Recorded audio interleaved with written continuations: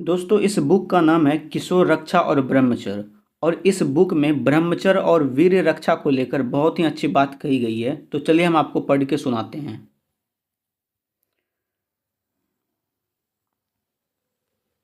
यहाँ पे लिखा गया है, ब्रह्मचर्य वीर रक्षा के द्वारा अपने शरीर को बलवान बनाना मनुष्य के लिए उतना ही आवश्यक है जितना भोजन करना और रात्रि में सोना।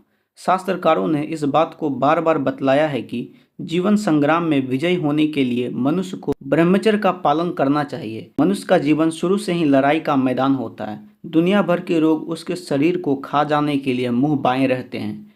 काम क्रोध आदि दुश्मन हमेशा उसको दबोचने की फिक्र में रहते हैं। चोरी बेईमानी व्यभिचार आदि बुराइयों का बाजार उसे बर्बाद करने के लिए हमेशा से ही खुला रहता है। एक दूसरे को दबाकर आगे बढ़ने की मनुष्य की पुरानी आदत है। अपनों से कमजोर को हर एक बार दबाता है और जो बलवान होता है वही संसार के सुखों का आनंद लेता है।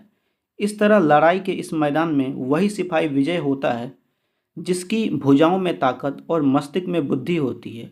मनुष्य की ताकत और बुद्धि उसका वीर है। बल तेज साहस पौरुष और शौर्य वीर के ही नाम है। और वीर रक्षा मणि शरीर को बलशाली बनाना।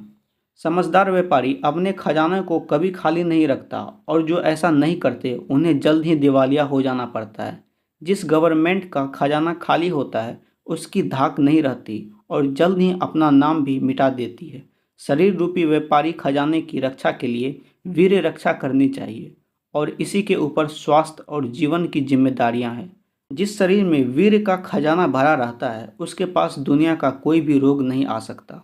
काम क्रोध आदि विकार उसे छू भी नहीं सकता और संसार की कोई भी ताकत उसे नष्ट नहीं कर सकती।